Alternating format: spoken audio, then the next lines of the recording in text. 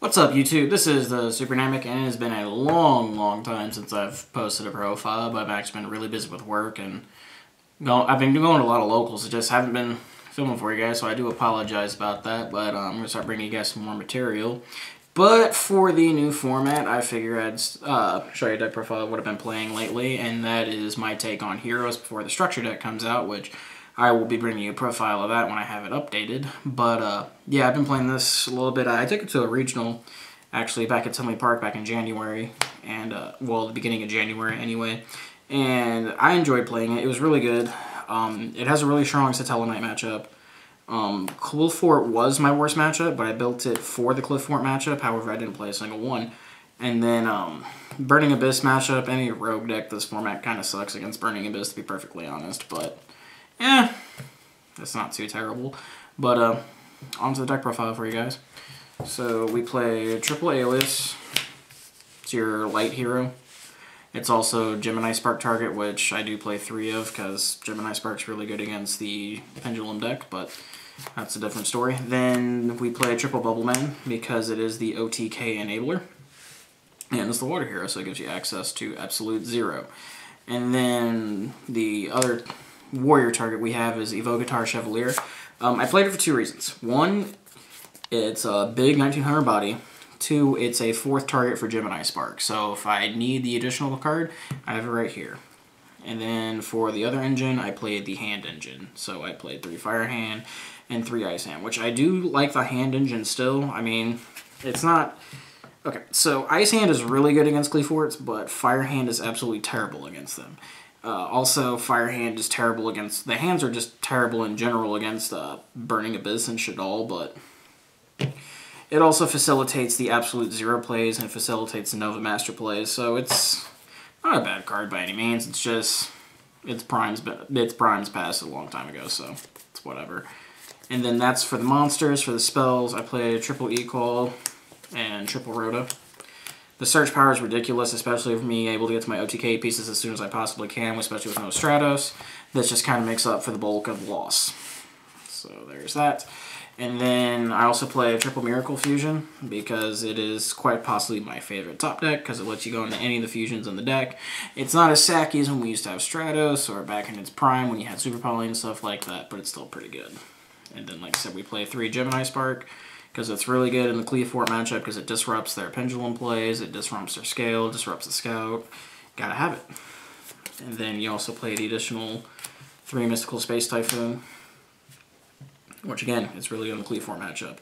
And then this is supposed to be Snatch Steal, but I have it in my other deck. But I've been testing Pokemon a little bit, it's not too bad. And then you have the 1 Raigeki and the 1 Mind Control. Because taking your opponent's monsters this format is really savage. And then taking their monsters, instead of putting the Downard over it, instead like take their Dante and then Miracle Fusing it, so then banish it so it doesn't get the effect at all, is really good. And that's all of the spells I play. And then on to the traps. I went for more of an anti-meta feel versus just a standard hero deck, so I went Triple Vanity's Emptiness to stop all the special summoning. It's good against all 3 of the big decks. So I played 3 of it. And then I also played 3 Skill Drain because there's absolutely no reason why I can't main deck this in my deck because I'm playing Geminis, I'm playing hands, and Absolute 0 is so strong under Skill Drain, it's ridiculous, so... And then I played 2 Breakthrough Skills for additional effect negation, especially with some people main decking Majesty's Fiend and Vanity's Fiend. It's just really good. And then the only one of the big 4 that I still play is the Compulsory Evacuation Device, because I'm paying all the life for skill drains and other cards like that, and I'm taking damage consistently. So Solemn Warning is just not that good. Bottomless is okay. I cite it for the Cliff Fort matchup because that's where it really shines. And then Torrential's just absolutely horrible because every deck this format floats. So that's just terrible. So this is the best card out of all of them. And it's like, it's so versatile, it's ridiculous. Like, I can see why it's at 1, but I just wish he had multiples. It's just, it's so good. And then that is the main deck. It is 40. On to the extra deck. For the Elemental Hero Fusions, I play 1 Nova Master. I was playing 2, but I never in my wildest dreams ever want to go into 2. So I just made extra room for another XYZ, or because I do side 3 Maxi and double Flying C. So usually in the Burning Mist matchup, I'll take the Hand Engine out and I'll side in the Hand Trap. So I was debating on playing one Gaia, but the situation just hasn't arose. And then I play 2 Shinings because he is, I don't say the best hero fusion, but he is really good. Especially like when he's destroyed, he gets the Bubble Man and the alias you probably sent to use to make him and stuff like that. This is my favorite fusion. I think it's the best one. It's Absolute Zero. Because this, backed behind a skill drain, is absolutely amazing. Because without skill drain, the only legitimate out you have to this without me nuking your board is basically... Oh, sorry about that. It's a Silent Honor Arc. Because that's the only way it doesn't leave the field. Other than that, this and a skill drain, it's just absolutely crippling to most decks. And then on to the XYZs.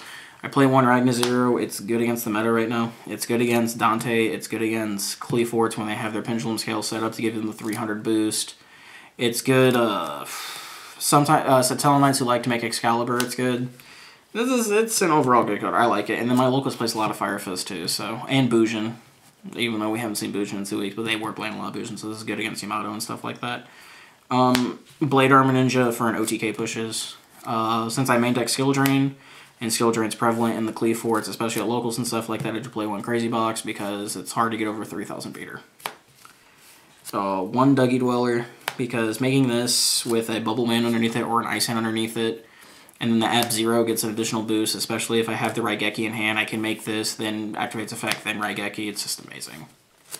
1 Castell, I'd probably take out the Downer Magician because with the events I want to, I have not used the Downer once. So I'd probably make room for a 2nd Castell, but right now I'm playing 1, it's working just fine. The Emerald to recycle the Bubble Man in the hands. The 1 Cowboy for game. Like I said, the 1 Downer Magician for the Snatch, Steal, and the Mind Control plays. But, like I said, the only thing I don't like about it is that like when you attack with it, then the Dante detaches and they still get the effects, so... 1 Nuke Knight because it's still very good, especially since you kind of burn through your hand advantage really fast in this deck. What I do like too, that it's once per chain, just not once per turn, so you can activate it by nuking the board, and then, especially against Burning Abyss players, because you can make this, nuke their board, and then their effects go off, like Graphs here and all that go off to get them back to the deck, or get monsters back to the field. And then since it's a completely separate chain link, you could just be like detach and do it again. And then it completely deals with the situation. I mean, yeah, they're going to get Fire Lakes and stuff like that, but then they don't have a board to come back to when their turn comes by. So it's not as bad as you think. And then the last card I play is Excalibur, because it helps with the OTK pushes. And it is an out to Cleafort Towers, which I don't know how people drop that on me religiously, but it happens. So I make this, destroy their towers, and then they cry. But yeah, guys, that was my hero deck profile. I will be giving you an updated version of it when the structure deck comes out on the 30th. It might not be that day, but it might be like the night after or something like that, just depending on when I can get my hands on the structure decks. But like I said, always like, comment, and subscribe, guys.